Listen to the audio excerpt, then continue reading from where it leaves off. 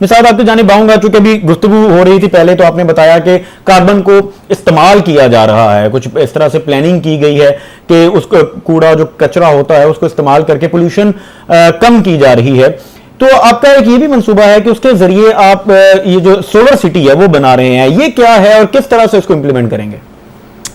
जी देखिए, ये तकरीबन 2 फेजेस में है ये मंसूबा। सबसे पहले तो वो क्लोजर कैप लगाया जाएगा, ठीक है, जो कूड़ा है उसको ऊपर क्लोजर कैप से बंद किया जाएगा। फिर उसके बाद जो अगला है वो उस पे सोलर सिटी यानी सोलर 5 मेगावाट का और का जो हम एक सोलर का मंसूबा रखते हैं कि वो उसके ऊपर लगाया जाएगा, सोलर सिटी से बनाया जाएगा। जिससे बिजली मिलेगी इर्द गिर्द की इंडस्ट्रीज को भी और घरों को भी।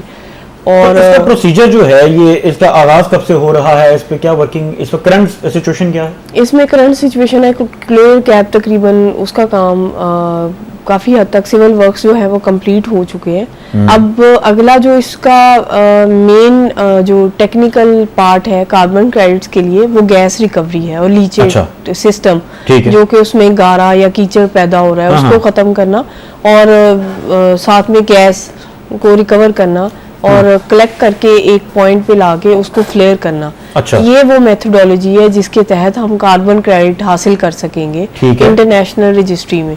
उसके लिए हमने एक्सपर्ट्स, इंटरनेशनल एक्सपर्ट्स बाहर से कोरियंस को लिया है, उनकी खिदमात ली है।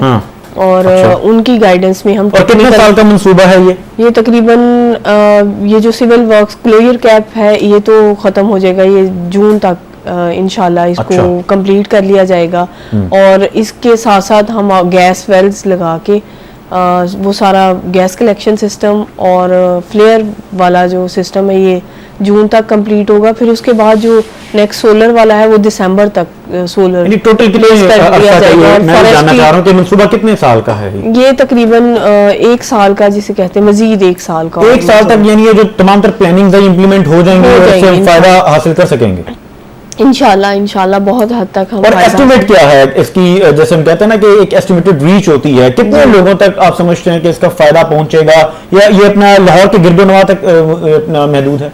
ये लाहौर के गिरदोनवा इस सेंस में कि देखें पोल्यूशन, इर्द गिर्द के लोग जो है पोल्यूशन से इम्पैक्ट हो रहे थे वो ठीक हो जाएंगे, और देखें प्रॉपर्टी की वैल्यू इर्द गिर्द कितनी एनहांस हो जाएगी, एक उसको कितना बूम मिलेगा जो रावी के साथ बिल्कुल ये जो एरिया है एग्जैक्टली वो कितना। और फिर सबसे बड़ी बात इसमें जॉब क्रिएशंस है। जॉब लोगों के लिए रोजगार के मौके हैं इसमें। जो सबसे जो हम एरिया है क्लाइमेट चेंज का, इसको एक हब बनाने जा रहे हैं कि हमने किस तरह से कूड़े को वो एक बाग में और सोलर सिटी में कन्वर्ट किया। अर्बन फॉरेस्ट जी, एक एग्जांपल ये मंसूबा एक मिसाल बन जाएगा बाकी तमाम सूबों के लिए भी कि लैंडफिल साइट को हम किस तरह से। अच्छा, एक बड़ा इंपॉर्टेंट है, ये कितने एरिया पर मुहित है जहाँ ये डेवलपमेंट हो रही है?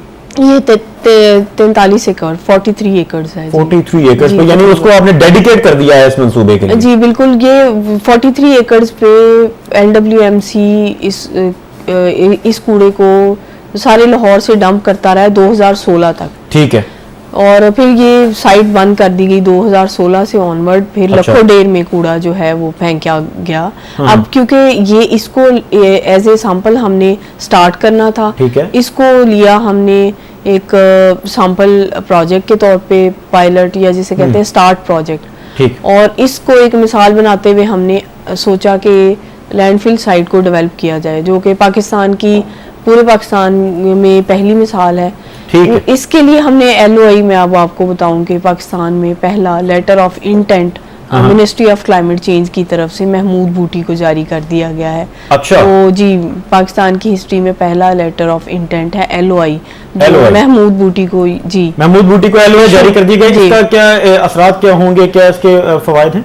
जी, ये ministry of climate change national designated authority है, DNA है, जो नेशनली अप्रूवल है किसी भी कार्बन क्रेडिट के मंसूबे का। उनकी सपोर्ट है मिनिस्ट्री की या गवर्नमेंट की सपोर्ट है कि आप इंटरनेशनल मार्केट में जो कार्बन क्रेडिट है वो सेल और बाय एंड सेल कर सकते हैं। ठीक है। तो इसके लिए हमें जिसने भी अब कार्बन क्रेडिट इंटरनेशनल मार्केट में सेल करने हैं उसे पहले मिनिस्ट्री ऑफ क्लाइमेट चेंज से LOI लेना पड़ेगा।